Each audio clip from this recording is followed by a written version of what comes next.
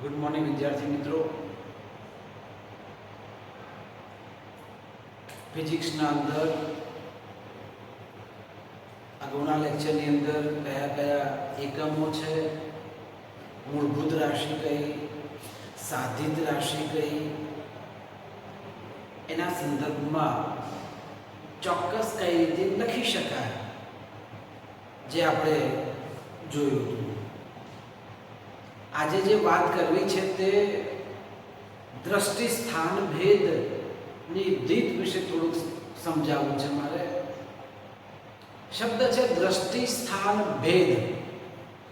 દ્રષ્ટિ સ્થાન ભેદના સંદર્ભમાં હું ધારો કે તમે વાત કરું, એક આંગળી તમે આમ રાખો સીધી, એક આંખ બંધ કરો અને એનું તમે સ્થાન જુઓ, પછી બીજી આંખ બંધ કરી દો અને તમે એ આંગળી જોવાનો પ્રયત્ન કરો વારાફરતી, તો એ વખતે તમારી જે આંગળી છે એ ડાબી બાજુ જમણી બાજુ શિફ્ટ થતું હોય એવું લાગે. એ આપણી બે આંખો વચ્ચે જે અંતર છે એના સંદર્ભમાં આ દ્રષ્ટિ માટે એનું સ્થાન ભેદ છે એમ આપણે કહી શકીએ. એના કરતાં બીજું, તમે તમારી જગ્યાએ બેસો, સામે કોઈ વસ્તુ દેખાય છે તો સામેની વસ્તુને પહેલાં એક આંખથી જુઓ, પછી બીજી આંખથી જુઓ, પહેલાં એક આંખથી જુઓ, બીજી આંખથી જુઓ. તમે ત્યાંના ત્યાં જ છો, વસ્તુ પણ ત્યાંની ત્યાં જ છે, પણ એ થોડુંક આમ શિફ્ટ થતું હોવું લાગે, અંતર બદલાતા નથી. આ જે રીત છે એને આપણે દ્રષ્ટિ સ્થાન ભેદની રીત આપણે ઓળખીએ. અને એનો ઉપયોગ છે એ પૃથ્વીથી બહુ જ દૂર ગ્રહો તારાઓ આવેલા છે એ અંતર શોધવા માટે કરવામાં આવે છે. રીત નાની છે પણ એનું કામ બહુ મોટું છે. નાનું માપ માપવું છે, આપણી જે નાની જે સ્કેલ છે સેન્ટીમીટરની યુઝ કરો. એના કરતાં મોટા માપ લેવા હોય તો મીટર પટ્ટીનો યુઝ કરી શકાય. એના પછી કિલોમીટરની અંદર મોટા અંતરો તમે માપી શકો. પણ પૃથ્વીથી આવા દૂરના ત્યાં તમે ફૂટપટ્ટી તમે કેટલી મૂકો, મીટર પટ્ટી કેટલી તમે રાખી શકો. આપણી પણ મર્યાદાઓ છે, મેજર ટેપ તમે કેટલી લાંબી રાખી શકો. અને એ વખતે ભૌતિક વિજ્ઞાન છે એ મદદ કરશે જ.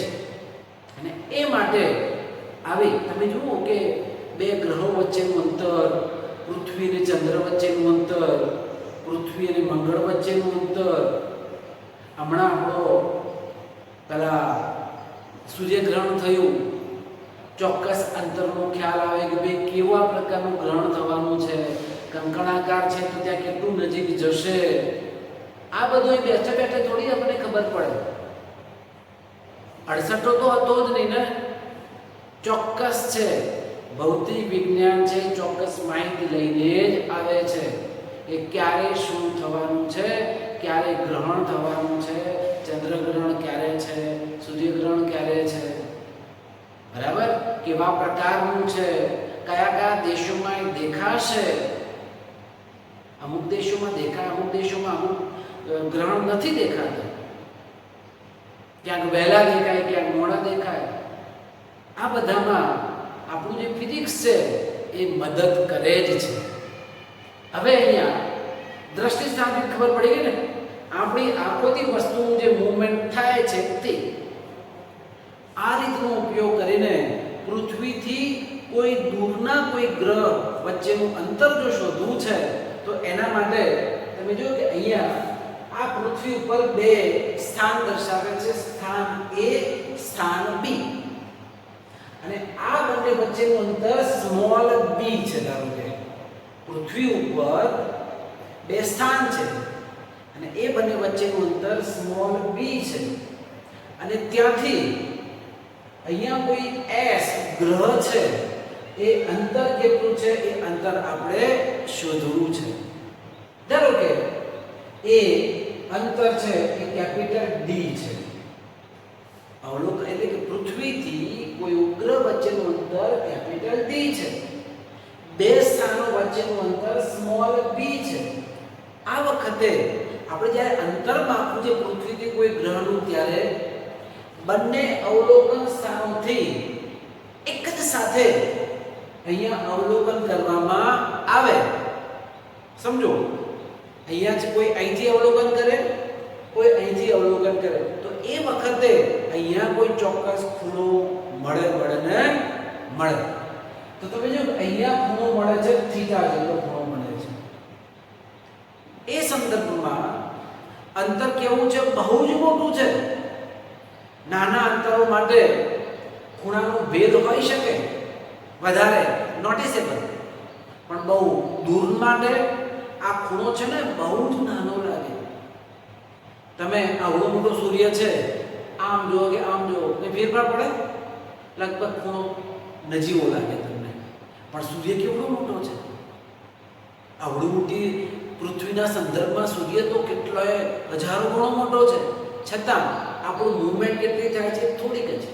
અને એ સંદર્ભમાં ખૂણો ઘણો નાનો છે, રાઈટ? તો AB બરાબર B. આપણે અહીંયા બે અવલોકન સ્થાનો વચ્ચેનું અંતર, અહીંયા રચાતો ખૂણો એટલે આપણો થીટા, અને આ જે ખૂણો થીટા છે એને દ્રષ્ટિ સ્થાન ભેદ કોણ કહેવામાં આવે છે. કયો કીધો? દ્રષ્ટિ સ્થાન ભેદ કોણ, જે અહીંયા જે રચાય છે તે. અગાઉના લેક્ચરમાં મેં એક માહિતી આપી હતી કે ખૂણો એટલે ચાપ ભાગ્યા ત્રિજ્યા. ખૂણો એટલે ચાપ ભાગ્યા ત્રિજ્યા. આપણે જો અહીંયા ડી જેટલા ત્રિજ્યા સાથે S ને કેન્દ્ર તરીકે લઈ વર્તુળ દોરવામાં આવે, વર્તુળ જો દોરવામાં આવે તો આ ડી શું થઈ ગઈ? એની ત્રિજ્યા થઈ ગઈ. અને આ AB છે એ વર્તુળના સંદર્ભમાં તમે જો અહીંયા હું એક નાનકડું આકૃતિ દોરું છું. આ કેન્દ્ર જ્યાં આપણે S લેવાનું છે તે, અને આ બે અંતરો A અહીંયા B. તો આ જે ડિસ્ટન્સ જે થયું એ ડિસ્ટન્સને આપણે શું કીધું? સ્મોલ b વડે દર્શાવીએ. આ ત્રિજ્યા એટલે કેપિટલ D, અહીંયા પણ કેપિટલ D, ને અહીંયા જે ખૂણો રચાય છે એ થીટા. એટલે ખૂણો એટલે ચાપ ભાગ્યા ત્રિજ્યા. ખૂણો એટલે સામેની ચાપ ભાગ્યા ત્રિજ્યા. તો ચાપમાં કેટલું આપેલું છે? સ્મોલ b જેટલું. ત્રિજ્યામાં કેટલું છે? કેપિટલ D જેટલું. એટલે થીટા બરાબર b upon d. ખૂણો આપણે શોધી શકીએ, અને ત્યારે d ઇક્વલ ટુ બે અવલોકન સ્થળોનું અંતર ખબર હોય. એક વ્યક્તિ અહીંયા છે, એક વ્યક્તિ દૂર બેઠેલો છે, બંને વચ્ચેનું અંતર ખબર પડે. તો એ સંદર્ભમાં d equal to b upon theta. d એટલે પૃથ્વીથી કોઈ ગ્રહ સુધીનું અંતર. d બરાબર b upon થીટાના સંદર્ભમાં આપણે શોધી શકીએ. કઈ રીતે? દ્રષ્ટિ સ્થાન ભેદનો ઉલ્લેખ અંદર થવો જોઈએ, અને આ દ્રષ્ટિ સ્થાન ભેદ રીત વડે પૃથ્વી અને દૂરના ગ્રહો વચ્ચેનું અંતર આ સૂત્રથી આપણે શોધી શકીએ છીએ.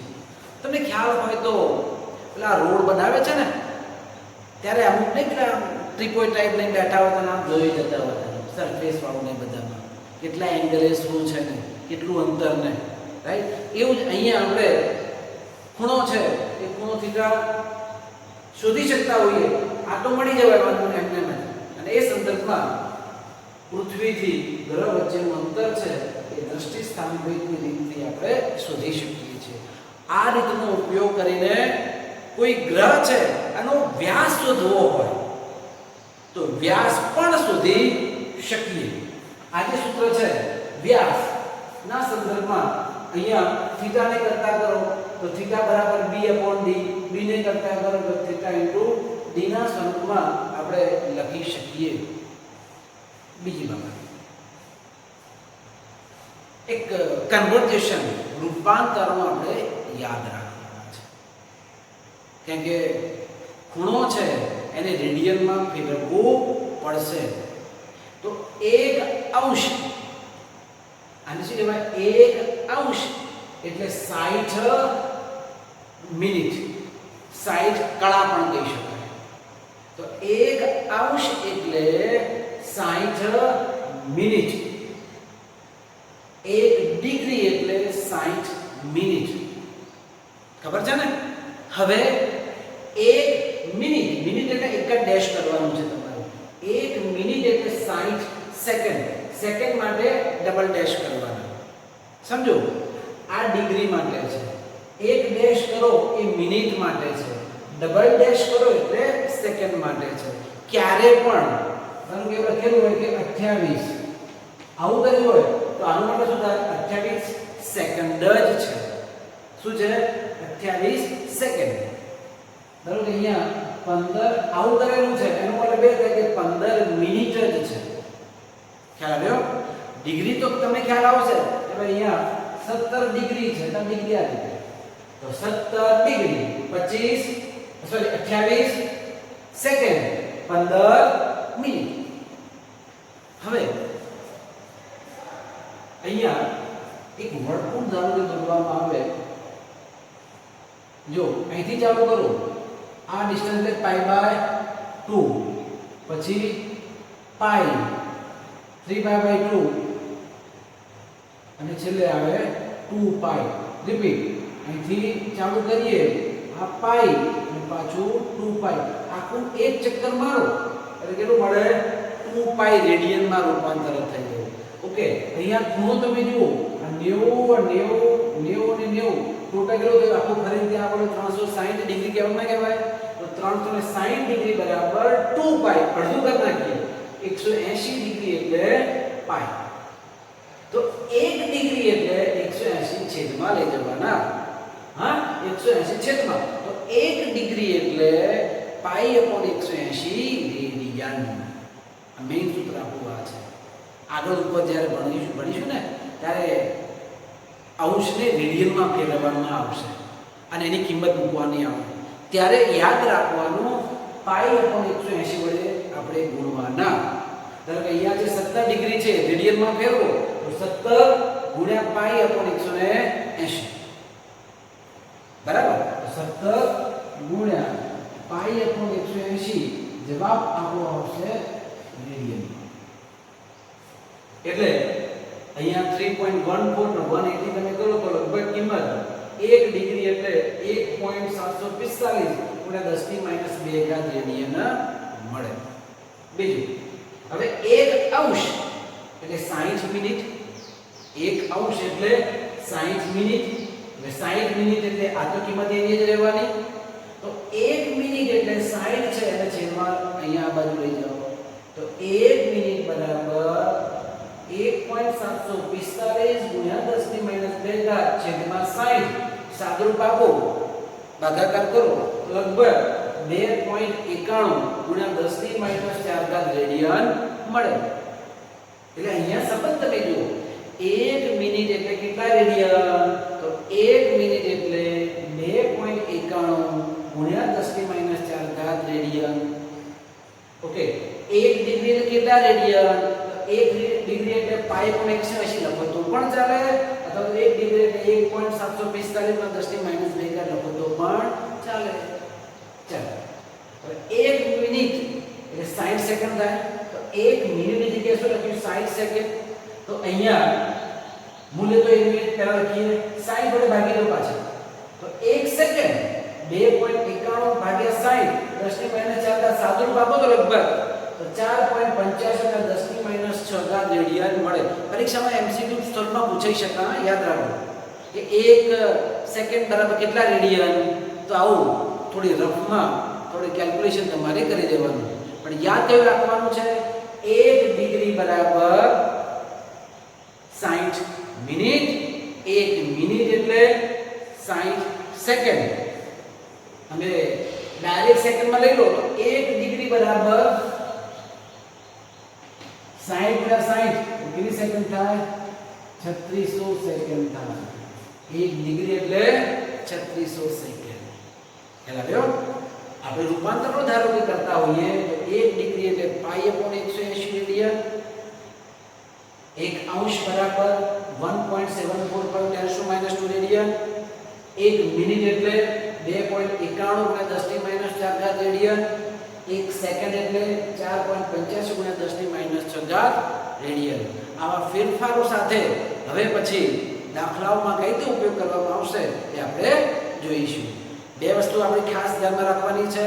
દ્રષ્ટિ, બે માર્કનો પ્રશ્ન પૂછાય, દ્રષ્ટિ સ્થાન ભેદની રીત સમજાવો, વ્યાખ્યા થોડી કરી દેવાની અને એના આધારે પૃથ્વીથી કોઈ ગ્રહ સુધીનું અંતર શોધવાનું સૂત્ર મેળવો તો એ આપણું આ સૂત્ર d = b/θ ના સ્વરૂપમાં. બીજી બાબત કઈ હતી તો ડિગ્રી છે ને રેડિયનમાં જ્યારે ફેરવાનું છે ત્યારે એ સંબંધ આપણે યાદ રાખવાના કે 1 ડિગ્રી છે ને રેડિયન કેટલા થાય, 1 મિનિટ છે ને રેડિયન કેટલા થાય, 1 સેકન્ડ છે એના રેડિયન કેટલા થાય તે. એનો ઉપયોગ આપણે દાખલાઓમાં કરીશું. આભાર.